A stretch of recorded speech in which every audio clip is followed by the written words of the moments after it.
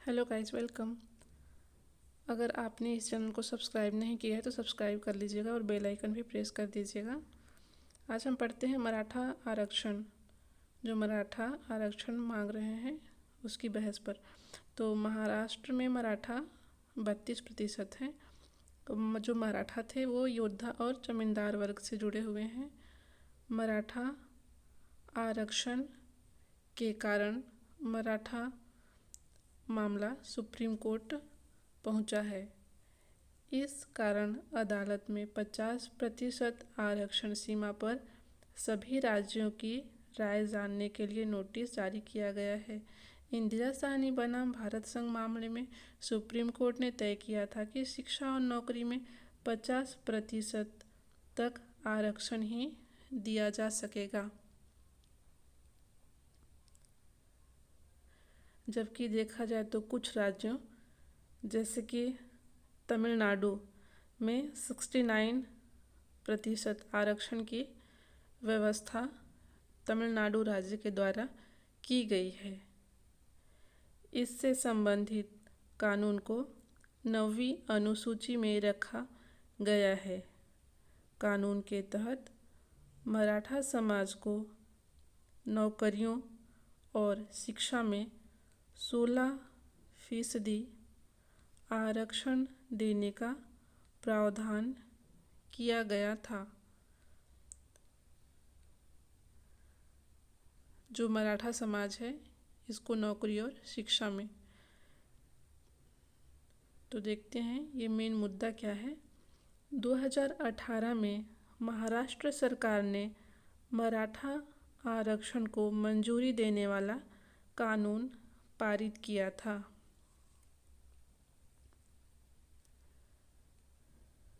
जो कि मराठाओं को आरक्षण दे रही थी। तो ये कानून कब पारित हुआ? 2018 में। इस मामले को चुनौती देने वाली याचिका मुंबई हाई कोर्ट में दायर की गई। तब कोर्ट ने इस आरक्षण में कमी करते हुए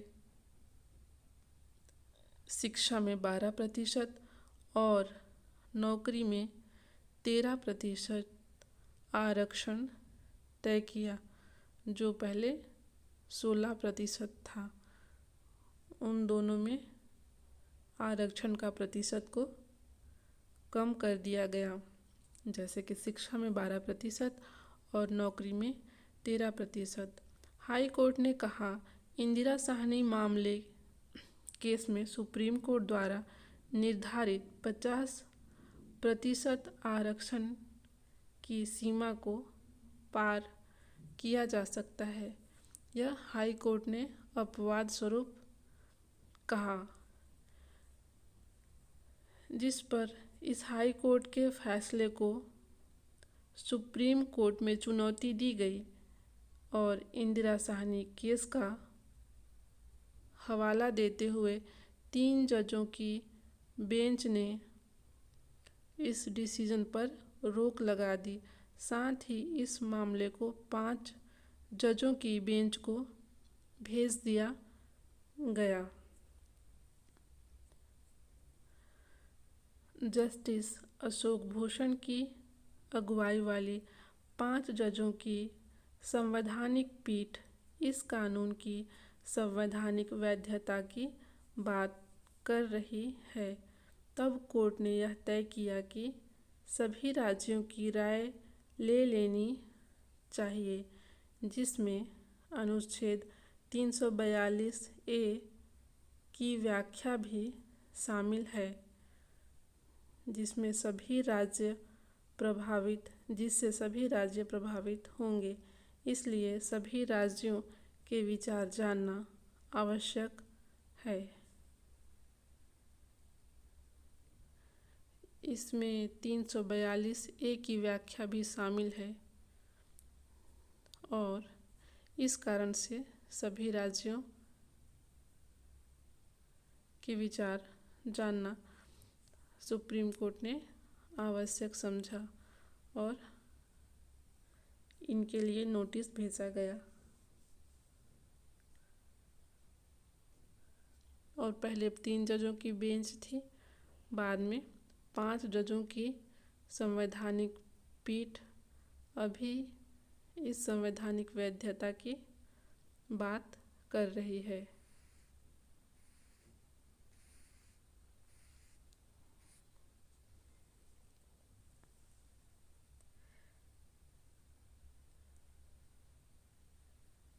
इस आरक्षण में मंडल आयोग और इंदिरा साहनी केस ये दोनों ही इससे जुड़े हुए हैं।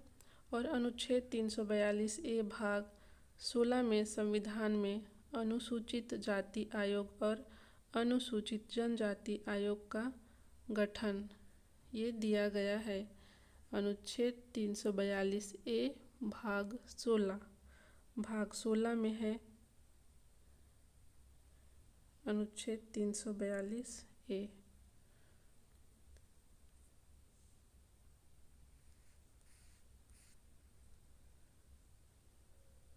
और अनुच्छेद 16 में है लोक नियोजन के विषय में अवसर की समता। इसी अनुच्छेद 16 के अंतर्गत आरक्षण है। तो देखते हैं अनुच्छेद 342A। पिछड़ी जातियों के लिए बने राष्ट्रीय आयोग को 2018 में संवैधानिक दर्जा मिला। तो ये 2018 में पिछड़ी जनजातियों को संवैधानिक दर्जा मिला। इससे पहले इन्हें संवैधानिक दर्जा नहीं दिया गया था। 102वें संविधान संशोधन अधिनियम के तहत 2018 में अनुच्छेद 338B और अनुच्छेद 342A जोड़ा गया। ये 102वां संविधान संशोधन है। और 103 संविधान संशोधन है। 10% आरक्षण जो दिया गया है EWS को, जिन व्यक्तियों की पारिवारिक वार्षिक आय कम है और जो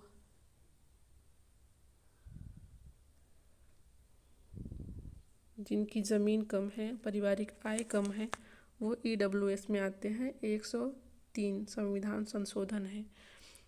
नेक्स्ट है अनुच्छेद 342A में राष्ट्रपति द्वारा संबंधित राज्य के राज्यपाल के परामर्श से सामाजिक और शैक्षणिक रूप से पिछड़े वर्ग की पहचान करने की चर्चा। ये राष्ट्रपति राज्य के राज्यपाल से परामर्श करेंगे। इससे पिछड़े वर्गों के नागरिकों के संबंध में कानून बनाने या वर्गीकृत करने की राज्यों की शक्ति प्रभावित होगी।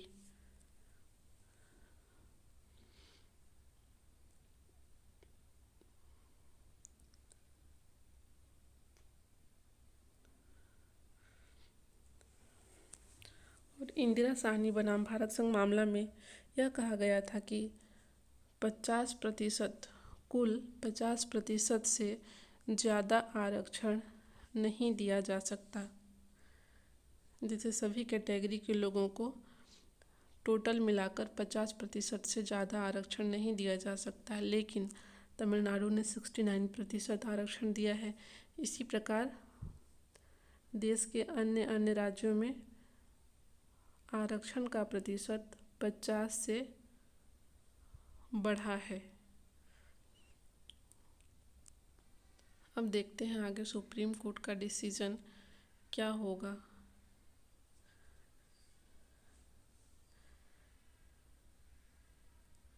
जैसे मंडल आयोग ने भी अन्य पिछड़े वर्ग के लोगों के लिए सरकारी नौकरियों में 27% आरक्षण की सिफारिश की थी।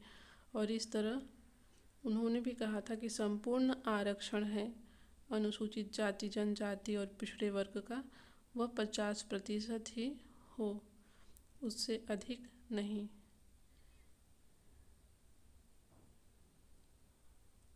इस प्रकार इसमें देखते हैं इसमें अन्य मतलब जो राय है या सलाह क्या होनी चाहिए, ये देखते हैं।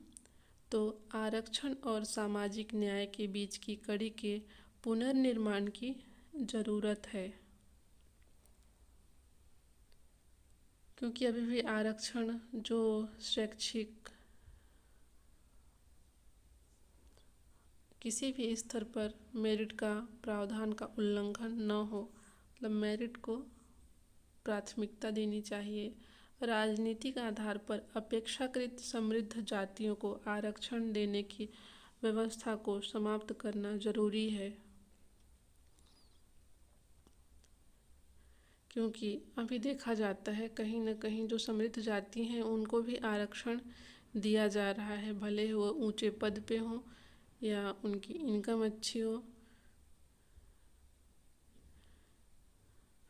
और पिछड़े वर्ग की तरह ST SC आरक्षण में भी क्रीमी लेयर की व्यवस्था कर समृद्ध परिवारों को आरक्षण से रोकने की ज़रूरत है, क्योंकि जो समृद्ध परिवार हैं अगर वो ST SC में आते हैं तो उनको आरक्षण मिलता ही है, भले ही वो कितने ही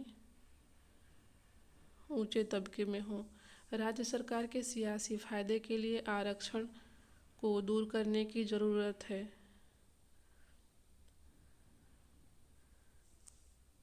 तो क्लास इतना ही। Thank you very much. अगर आपने सब्सक्राइब नहीं किया सब्सक्राइब कर लीजिएगा और बेल आइकन भी प्रेस कर दीजिएगा। Thank you.